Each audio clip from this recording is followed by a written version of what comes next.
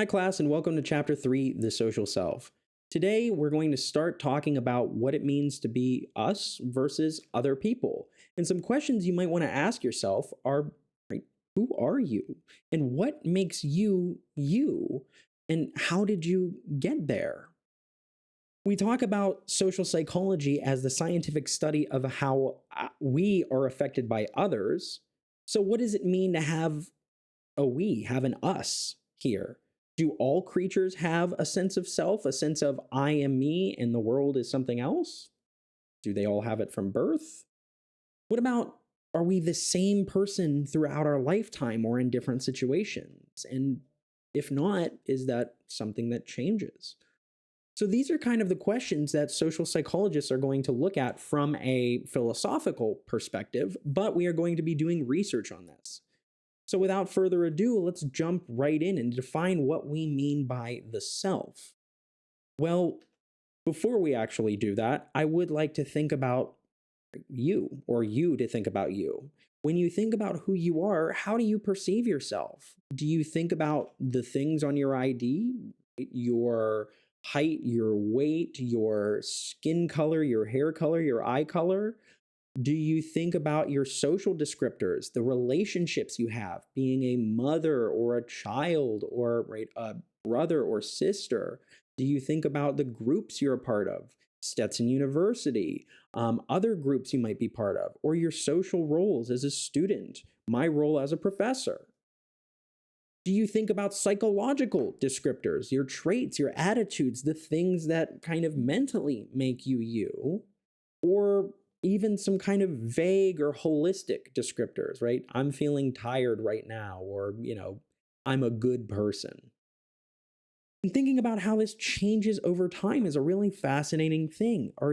You're in the same body from being a baby till now, but are you the same person? And this is all covered in the idea of the self, or having a self concept. Or a self schema, you may even hear this called. But this is our collected and personal knowledge, or our beliefs about ourselves. And that's comes from a lot of different places. That can come from family, friends, the culture you grow up in, how you've been experiencing the world yourself, the expectations you have, the beliefs, the roles you've been given or you want to achieve. All of that plays a role in who you are. And now your self representations are definitely more complex than your representations of others, right? We think about ourselves more than we think about anybody else. But what's interesting is that almost all of our encoding about ourselves occurs in terms of not just who we are, but the situation we're in, right? You'll see this coming up throughout the class. So do note that our situational norms might engage different aspects of the self. If you want to be very angry at somebody, you might choose to not engage in that anger because you are working in retail, for instance. Another important thing to note about this is that we as individuals can differ in how clear we are in our self concept, how well we feel we understand who we are, and that those who are clear in who they are tend to have higher levels of self esteem, something we'll talk about later. Now, you'll notice that the self is fundamentally a social thing. If we have a self, that means there has to be others because it differentiates us with the world. And so we can think about that as a social self, our knowledge that we have about ourselves through our social relationships. So we might know certain things, right? I know certain things about myself based on the feedback students give me. But also we have what are known as reflected self-appraisals. This is the idea of when we look in the mirror or when we look at other people, it's what we think they think about us, which is a little bit kind of different. So if you get an email, or if you send me an email that says, hey, I'm really sorry, but my assignment's going to be a little bit late. Is that okay? And I just send you sure with a period as a response, you might think I don't like you, when I might have just sent that because I was sending a bunch of emails really fast, right? And so how you are reflected in other people's eyes plays a role on how you feel about yourself. Now, how do we even know we have a sense of self? This is an interesting question. You can see a video link down here, which I'm not going to play because I'm not looking to get copyright striked. However, what's interesting to note is that before 2 years old, you as a human, my little baby here, is able to recognize that she is a person and she's different from the world. And right, do we can ask this question: do other animals have a sense of self? Oh, some of them do. Great apes have a sense of self. Some elephants do. Dolphins as well in this video, as you can see. And actually, we've got 2 magpies we've seen that have learned how to do this. Now, how do we even test for something like this? Well, we use what are known as mirror studies, where you place a dot on the forehead of a monkey and you put him in front of a mirror and you see if he goes up and looks at the dot and wonders what it is. Right, you can see a little bit of this with an elephant here, where they put a mark on the elephant's ear and the elephant continuously turns and goes, what's on my ear? So this gives us an indication that they recognize that, right, this is my body and somebody did something to this. And so we as humans have a very advanced form of this. And it's not just we have a single self, right? You can ask this question: are you always the same you? Are you the same you around your parents as you are in class, as you are when you go out, right? Probably not. And this is the concept, this is what we call the working self concept, right? And so that is a set of self-conceptions, self-understandings, or self-beliefs about ourselves that we're aware at any given point or time. And a lot like in middle school or high school, you might have had 5 different binders or folders for different classes. We are going to pull out whatever folder or file we need, that version of ourselves at a given time. So the professor version of me here is going to probably act different than the dad version of me here. And depending on the circumstances, the situation, I might move from one to the other. An important part of this idea of the self is that we are not the same as everybody else. We are distinct. So one thing that we're interested in doing is identifying how we are unique from one another. And so in a very interesting study of looking at young children, asking people to just talk about themselves, similar to when you are going to class in person and you are asked, hey, how old are you? Where are you from? What's your major? Things like that. People tend to be more likely to point out the things that make them unusual. If I was in a class full of men, right, and I was going to introduce myself, I don't think I would mention that I'm a man, right? That would be a little bit different. I'm going to probably mention the fact that I'm a little older than the average age of a college student. I mean, I am the professor. But this is something that's going to be more prone in independent cultures, right? And so these are the cultures that, as we mentioned in chapter 1, are going to be thinking of themselves as distinct from other people, which you can see up here. That I have certain traits that make me me, and my dad, my brothers and sisters, my friends, my coworkers, all are different than me. This is and so this is going to be more like the US and Western Europe compared to Eastern cultures and South American cultures as kind of a whole. These are going to be more interdependent, more intergrouping. So saying that, oh, I am like these people, and this is how I am like these people. And so recognizing that your culture is going to affect how you perceive yourself as well. And a study that looks at this is a really clever study that I'm going to call the Penn study here by Kim and Marcus. And what happens is participants complete something else. And at the end, the real study, or this part of the study, is what we're interested in. Participants were told, thanks very much. As a reward for coming in, not only do you get credit, but you are going to get a pen. Pick one of the 5 pens available. And there was always one unique pen. Sometimes there would be 4 blue pens and 1 black pen. Sometimes there would be 4 black pens and 1 blue pen, as here. But what we see is that Americans were most likely to pick the unique color, the one that was different. When we run this study in East Asia, however, 3/4 of individuals, the same amount as Americans picking the unique color, are picking the common color, right? So this is a really interesting kind of finding here. And when we ask people to write about who they are, when we just say, "Who are you?" When we compare that with North American and Chinese students, North Americans tend to use more trait descriptors. So I am funny, I am kind, I am smart, versus Chinese who tend to use more group affiliations. I am a student, I am, a family member, I am a brother, a sister. When you actually look at this 20 statement study in Hong Kong, a place where many people speak both English and Chinese, if you give the students from Hong Kong the paper in English, they're more likely to talk about personal traits, like Americans, like independent cultures. If you give them this paper in Chinese and ask them to complete it, they're more likely to talk about group affiliations. So recognizing again how this culture is going to be primed for us, how the world around us perceives how we should work, has a role here.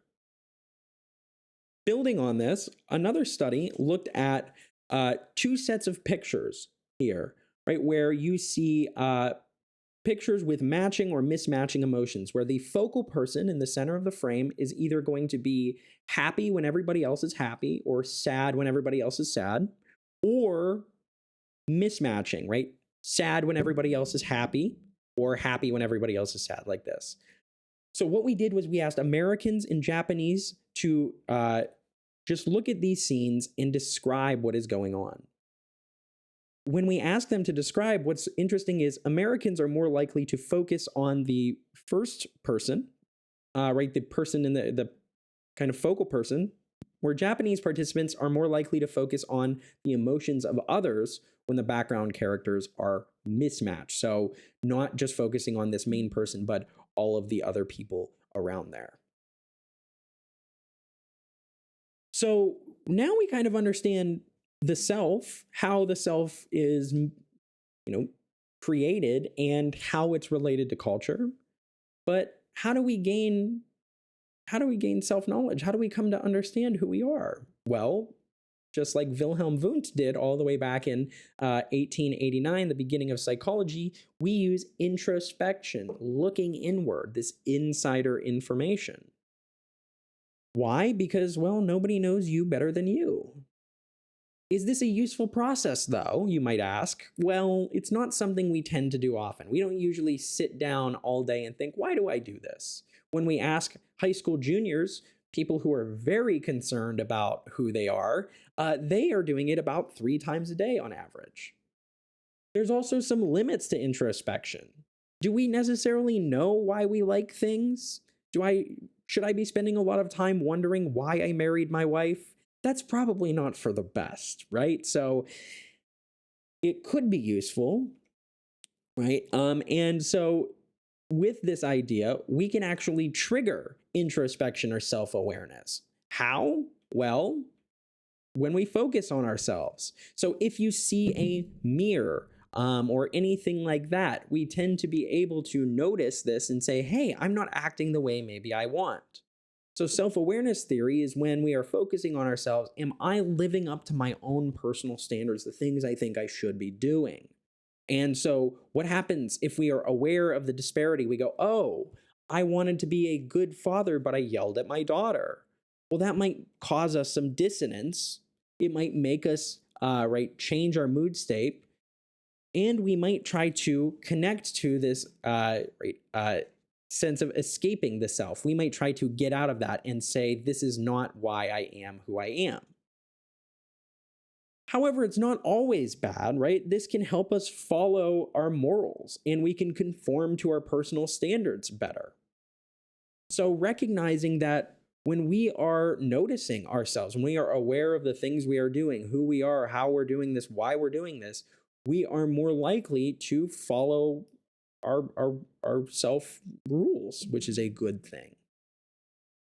Now, while that's self-awareness theory, when we're focusing on ourselves to kind of compare how we're doing, Uh, you can always kind of think about the other version of this, which is what happens when you're not sure how you're feeling or you're not sure why you do something. Well, what tends to happen there is you tend to think, why did I do that? I must like this.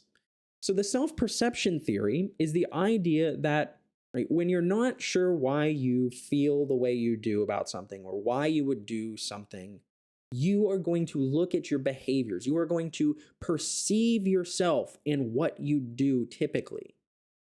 For instance, if somebody asked me, hey, do you like to watch football?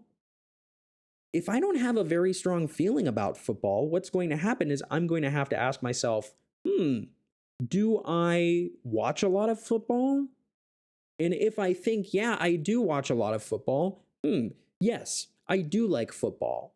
And that is the idea of self-perception, looking, right, perceiving what you do. The classic example of this, right, is, if I was getting a bunch of golf stuff for my birthday, right, because my parent or my family thinks that I love it, right? This is because it's not a self-perception, but it's an other perception, right? They look at me and go, well, he goes golfing, so he must like golf, and gives me a golf tie or a golf cake, even if it's something I don't like. So this is the concept of self-perception, so where we're perceiving ourselves, versus self-awareness, where we're made aware of what we're doing and how that's different than what we want to do. Moving on to talk about how we motivate ourselves. We now have kind of understand how we get knowledge about what we want to do, but how do we understand this and use this? Well, one thing we can talk about is this idea of direct feedback. So this idea that our information that we can receive from others and tell us about how well we do. You're going to get direct feedback on how well you do on an exam, which helps us know some things. So we can also talk about reflected appraisal, so how our perception of others is affecting how we feel about this. So we're influenced by how we think others are going to view us, not necessarily how they actually feel. So for instance, if I tell jokes in class in person and nobody laughs, I'm going to look at that as, oh, I'm not funny, whether or not I might actually be. I like to think I am. So now, we're going on to motivating ourselves here from self-knowledge. And to do so, let's talk about two major types of motivations that we have. So think about why you're why you're watching this video. Are you watching this video because you actually enjoy watching this video? Great, I'm really glad if that's you. Or are you watching this video because you are studying for this exam and really trying to do well on it because you don't want to fail? In which case, maybe you are engaging in this activity because it's going to get you an A, not necessarily because you enjoy it, right? So if you're playing an instrument, right, maybe you are playing an instrument because you enjoy playing it. Maybe you're playing an instrument because mom and dad tell you to play an instrument.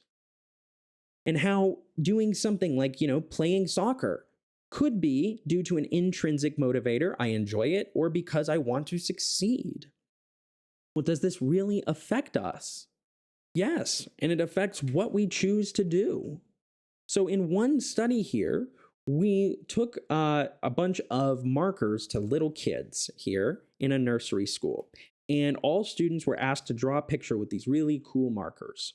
And there were 3 different conditions. One group of students were told, after you finish drawing, we'll give you one of these special markers. The second group was told, after you finish drawing, right, we're going to go, we're going to go do something else. And then at the end, they were given a marker, but they hadn't been expecting it. And then the third group was the control group. The third group just got told, hey, go ahead and write whatever you want, draw whatever you want, and then we'll go do something else. Afterwards, students were allowed to go do some free play, and one of the things they could do was draw with their markers. And what we measured was how much time do those different children spend drawing with their markers during free play. And wouldn't you know it, interestingly enough, children who had an extrinsic reward, who knew that they were going to be rewarded for this, ahead of time, they were less likely to play with this marker at playtime compared to the students who didn't know they were getting a reward but then got that reward. That's an interesting thing. Why would this happen? Well, this is called the over-justification effect. Have you ever wondered what would happen if you got your dream job? Do you think you would love it every day forever? This research says probably not. Because think about your dream job. There's probably going to be things that are extrinsically related to it. My dream job is teaching. I love this job. However, I also get paid for it. And sometimes I might think, the only reason I'm teaching is to get paid. Maybe you've experienced this with like the Book It program or any type of reading counts points program. Sometimes we get you to read, and if you read enough books, you get a reward. You get a free mini pizza or something. Well, why are you reading? Are you really reading because you enjoy reading, or are you reading now because you want a reward? And in sports, we see this happen a lot. Bill Russell in basketball talks about how as soon as he started playing professionally, not just for fun, the game lost a particular quality about it because it became more about the rewards and doing well. So we can talk about how we might be motivated by intrinsic or extrinsic rewards, but another thing that motivates us are other people and how we compare ourselves to other people. So across our lifespan, we learn about how we're doing when we compare ourselves to others. We learn if we're doing good in school if we get better grades than others, or if we're doing worse in school when we get worse grades. We are learning how fast we are when we run on the playground. And so we are constantly comparing this, especially when there's no clear objective standards, when we're comparing apples to oranges, right? Attraction, being beautiful is not a necessarily objective thing. It's not something where, right, everybody agrees on this. And so we might compare ourselves to others, how pretty we are. We might also compare ourselves when we are uncertain about how well we will do in a particular field. The question, though, is who do we choose to compare ourselves to? Well, depends on what you want to do. If your goal is to be an accurate comparison versus if your goal is to feel better about yourself versus if your goal, aspiration being if you want to do better and be like this person versus if you want to feel better. If you want to look and see how accurate you're doing, if I really want to know how fast of an athlete I am, I'm going to look for people around my age, around my size, around my build, and see how fast they run. And go, do I run fast or slow compared to them? On the other hand, I might choose to do an upward social comparison where I am looking at the best. I am looking at the fastest person at the gym, or, at the most extreme, Usain Bolt, somebody extremely fast. And I might imagine, wow, he's so much better than I am. Or if I want an ego boost, I might look at my comparison to people who don't run, right? Or just other people who are slower than me. And I go, at least I'm not the slowest. At least I feel good about that. And so if you think about this, right, you can use this social comparison theory to kind of see when you are unsure and motivated to compare yourself, what you're going to do. So in this example I give here, if Squidward was not sure about how he felt about other people, if he decided to compare himself to Squilliam Fancy Son, this higher status target, it might raise views of himself, right? Recognizing that I can be good like Squilliam. It might also not be good if he doesn't think that he can actually improve that well.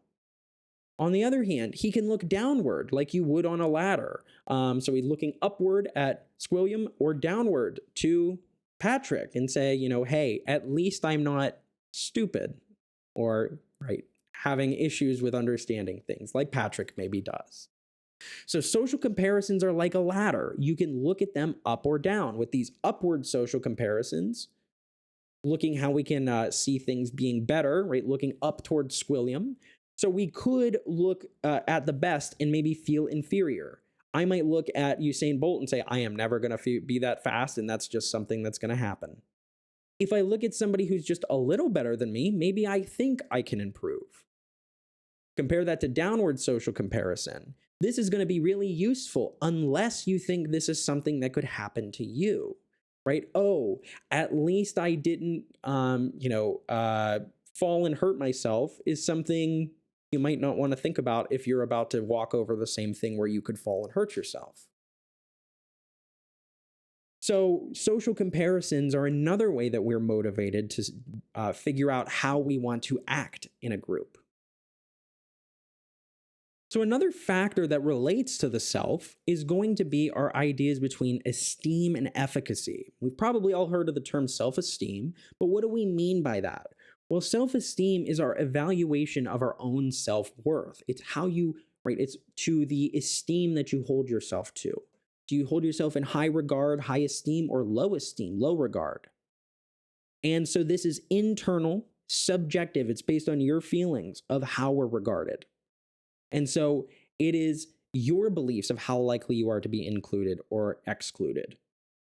Now, this exists on two different levels, a trait level, a general level that tends to be across time, as well as a state level, a specific kind of momentarily level, and maybe it's different based on your contexts. For instance, I have little self-worth that, in terms of my ability to lift. It just ain't me, man. Right? But I might have high self-esteem in regards to my ability to, present information. Ergo here. A very classic scale, one of the most cited scales in psychology is the Rosenberg self-esteem scale, which you can see here, giving you kind of an example of some of the questions we use to ask you about your esteem. And what's fascinating about self-esteem is that self-esteem, for a lot of people, relies on how successful or how successful or non-successful we are in certain situations.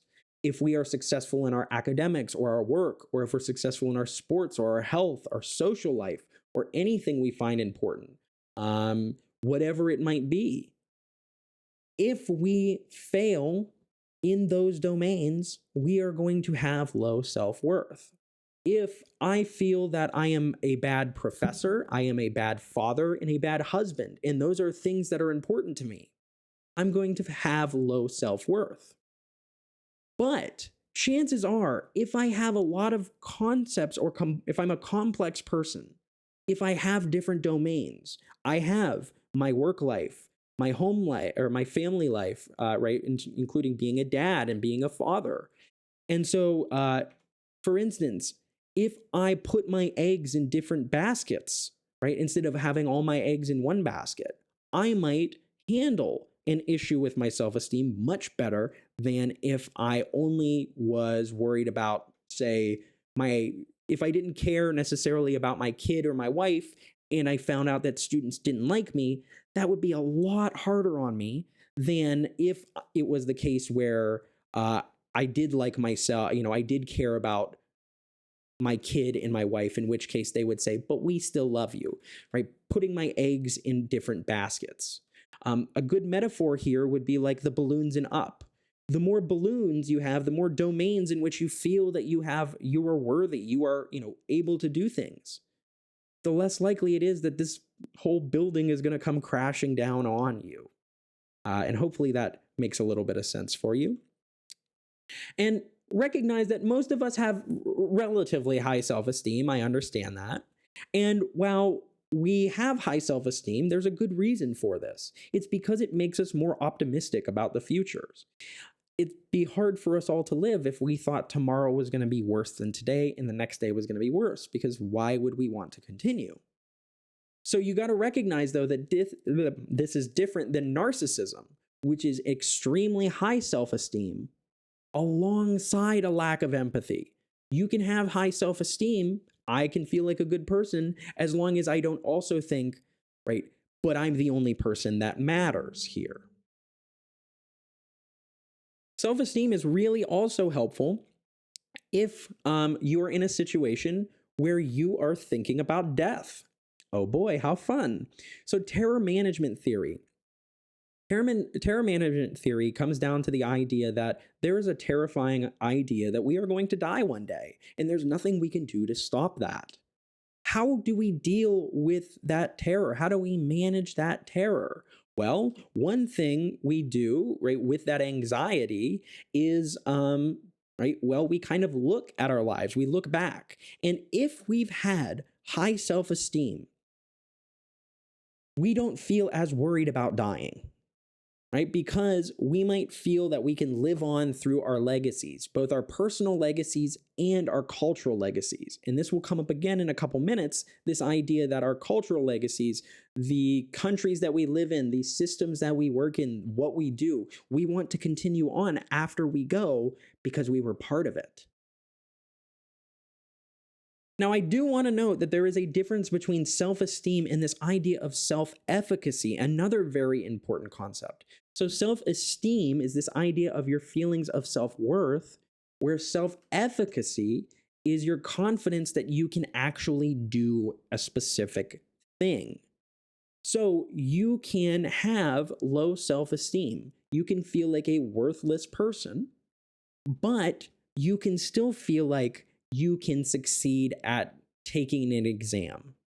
And so your efficacy also differs from your outcome. You can believe that you would be a really good candidate for a job, but you can also just not get the job, right? And so efficacy, an important thing to note about this is that efficacy is going to be another component, and these two are linked, but they are not the same. So thinking about how your confidence in your abilities is different in than your self-worth. To wrap up this section, one last and kind of interesting piece here is that when we ask people about their self-esteem, interdependent or collectivistic cultures, so Eastern Europe and South America, they tend to have lower self-esteem than Westerners. Why is this the case? Well, it turns out that maybe the questions we're asking are not exactly the same.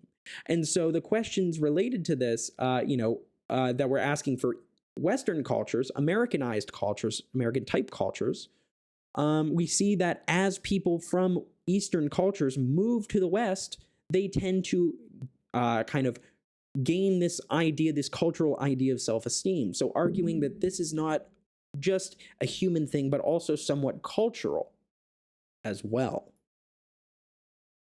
So now that we've talked about all of this, how do we evaluate ourselves? Well, one thing we want to talk about is this idea of self-enhancement, this desire to either stay at the level we are, or increase or do better, right, for our positive self-views. Human beings naturally do not have a negative self-view. We are motivated to view ourselves positively. Right? If you are viewing yourselves extremely negatively all the time, that's symptomatic of, right, something else.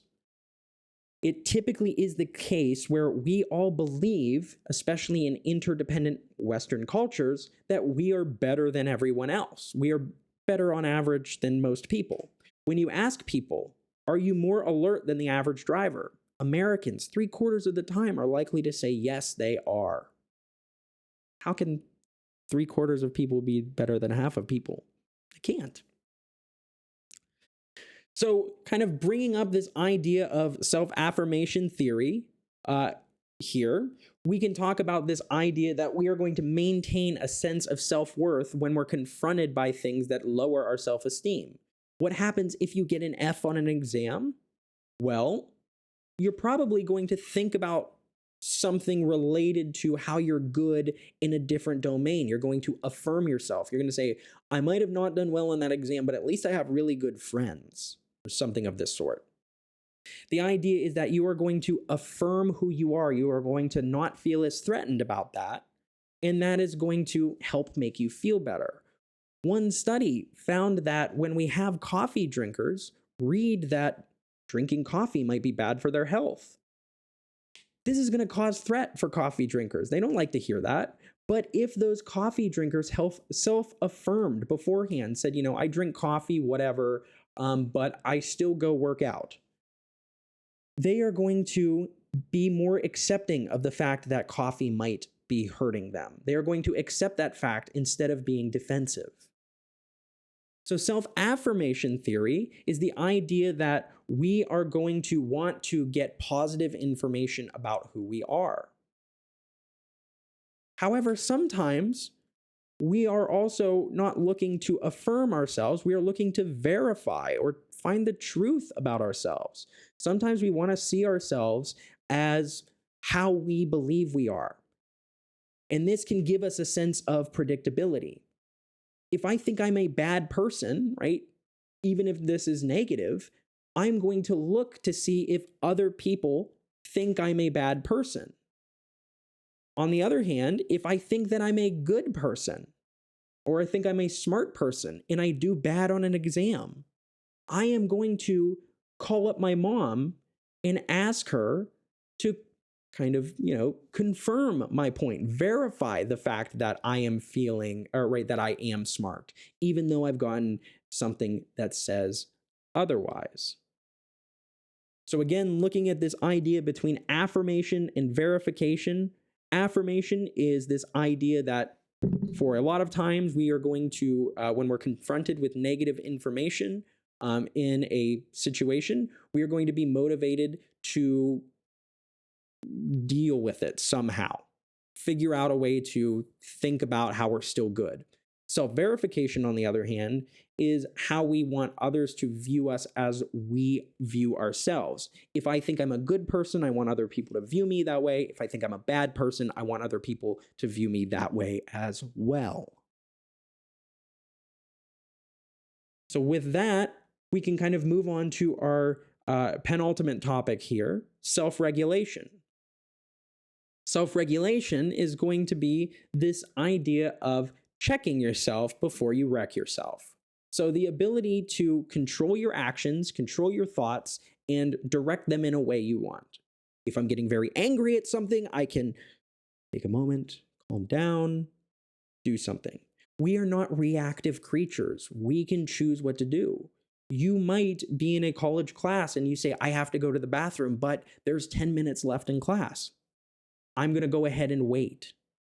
So this is how we are able to formulate and pursue goals. Most of this happens without conscious thought, right? We regulate our breathing without thinking about it. But when it comes to goal-relevant environmental cues, right? If you get off of if you get out of class and you see a bathroom, right? You see the cue of a bathroom, your body or your mind might say, hey, actually, I should go to the bathroom. I should regulate that now. Now, we can consciously control our thoughts and emotions too, if needed, obviously.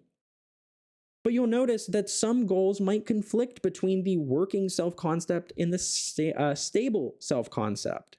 For instance, right, going from a partier to a parent. What happens when all of your buddies go out partying now and you've got a 1-year-old who is at home? Well, it's much harder to change that stable self-concept once it is set. So, if you are a partier and that's who you've seen yourself as for most of your life, it might be more difficult for you to regulate and switch over to being a parent. So when it comes to self-regulation, we can also talk about this self-discrepancy theory. And so self-discrepancy theory is this idea that we have in our minds a idea of who we want to be, an ideal self, who we aspire to be. So you can imagine that as the version of you that goes to the gym 5 days a week, does their homework really early, eats really healthy, doesn't ever do a cheat day type thing. You have your real self who probably doesn't go to the gym every day, probably, healthily skips, working out once or twice as they need to. And then there's also this ought self. Right? This idea that you might feel obligated to be. So maybe who mom or dad feel like you should be. And that the idea is that as these versions of you are more different, as they are more discrepant, that makes people feel worse. the more you are, finding your quote unquote true self.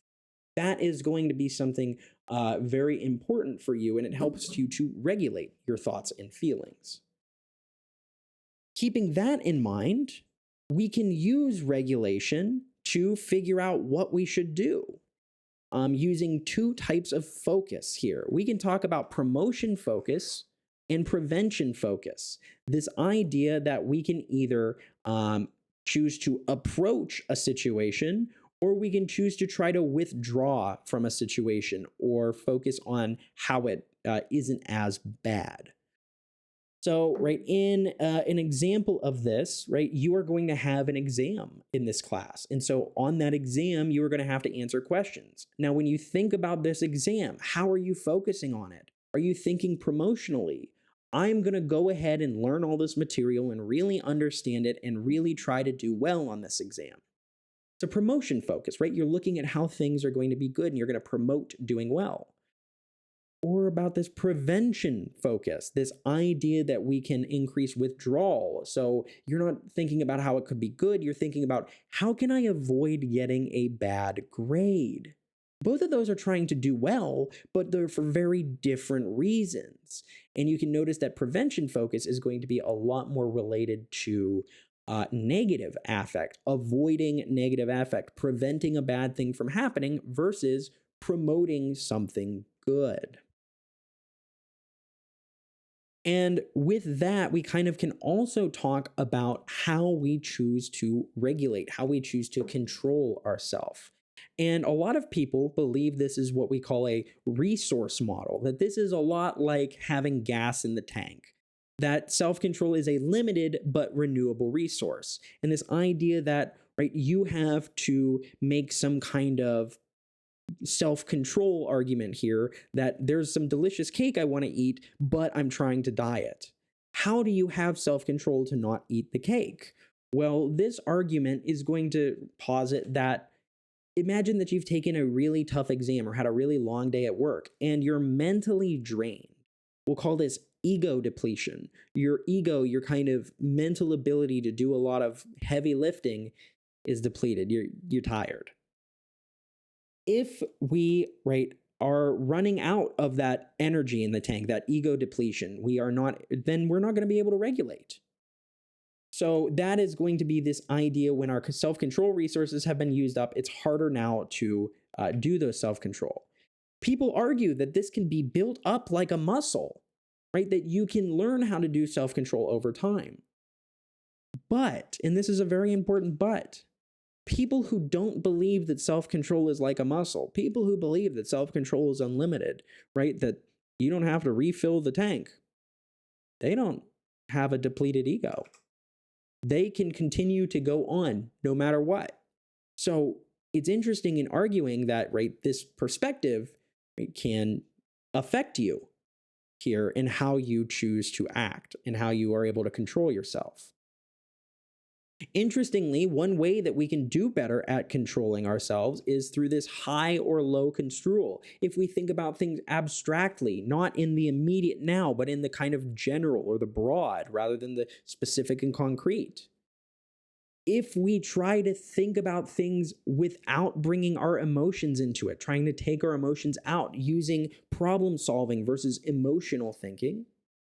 And maybe you've seen this in a study known as the marshmallow study by a guy named Walter Mischel, in which we bring young children into a room and we ask them to look at this marshmallow for about 5 minutes. And we say, right, we bring them into the room. We say, here's a marshmallow. I'm going to be back in 5 minutes. And if you don't touch the marshmallow, I'll give you a second marshmallow. So how are children able to self-regulate in this situation? Well, if they think about how marshmallows are kind of very abstract, right? They can think about how, like, this is just a fluffy white thing, like a cloud. I like clouds, versus if they think, boy, that looks so tasty, I would love to eat that marshmallow. And then thinking about this as a problem solving or trying to take your emotions out of it, instead of thinking, oh, I'm so hungry, moving your mind to something else. Another study, not looking at kids, did something very similar here. What we had people do was we had them come into a room to do a taste test And this taste test room smelled like cookies. Now, however, some people got to eat cookies, some people didn't get to eat anything, and some people had to eat radishes, which is not something enjoyable, all while smelling cookies. After eating this food, they were asked to try to complete this puzzle, but you couldn't actually solve the puzzle. There was no way to solve the puzzle. So instead of checking how many answers they had, what we did was we checked how long did they spend on the puzzle? How long did they spend working on this task where there was no right answer? And when we compare these three conditions, the control condition would spend about 1/3 of an hour, about 21 minutes on average, working on this puzzle before saying, hey, I can't do this. Can I go? People who taste tested the cookies in a room that smelled like cookies spent about 19 minutes, about the same statistically on average as the control group. But what happens when you smell these delicious cookies and you have to do this terrible task of eating radishes? Mentally, you're drained. Your ego is depleted. So you're having trouble self-controlling. You're only able to spend about 8 minutes on this puzzle. You're getting mad faster and more likely to quit. So recognizing that ego depletion is a real thing, but we all have to figure out how we can manage it and so we can control ourselves better. Now, kind of as an aside, but an important aside in my opinion, is how is it that we can actually control ourselves? Well, one of the best ways we can do is think about what we're going to do in the future. And typically we can do that through implementation intentions, intentions to implement a behavior. If then plans to engage in some kind of goal-directed behavior. If this happens, then I will do this. Here, though, you want to think very concretely, very specifically, right? You want to think specifically like, if you want to do better about studying and you're the kind of person who waits until, the night before studying and then you say, oh, it's 3:02, so I can't study until 4 p.m. I know you're out there. You are going to have a more difficult time with that self-control of, okay, I need to get started. Compare that to if you are going to say to yourself, I will do these very specific things at this specific time. I will study for my exam on Saturday afternoon in this place versus I'm going to study the things that will get me an A. This more broad and abstract and kind of vague language. How is that going to help you? This actually relates directly to my research on counterfactual thinking, these if-only thoughts that happen after negative events. What would help you learn better if you thought, if only I had studied more, or if you thought something like, if I studied each chapter on a specific day? One of those seems a little bit better and more likely to help you out here. I wonder which one. All right, moving on from there, our last section we're going to talk about is self-presentation, the fact that we take who we are and we present that to other people. And so this self-presentation is this idea of impression management, how other people, how we impress ourselves upon other people, how other people view us. And we can talk about authentic presentations, who I actually am, presenting the ideal version of myself here, or even presenting a tactical version, hiding some pieces of information about me. How do we do this? Well, we have what we call a face, not the face that you have on your face, but we have this idea, a public persona, a mask, a version of us. And we might differ what we do, right, when we're on stage. Right? I'm going to probably be dressed differently when I'm teaching than when I'm at the beach, right, when I'm off here. And that is affected by our self-monitoring. This idea of how much do you really pay attention to yourself? How much are you aware of yourself? And some people are high in this idea of self-monitoring, and they will be more likely to be social chameleons, to change their situation, or change who they are in a situation to fit that situation. However, low self-monitors are less likely to change, right? Given the fact that they are not paying attention to how they are maybe the same or different than other people. Finally, one of the last things we like to talk about here is this idea of this new area of research with self monitoring. The fact that we present a different version of ourselves online than who we actually are.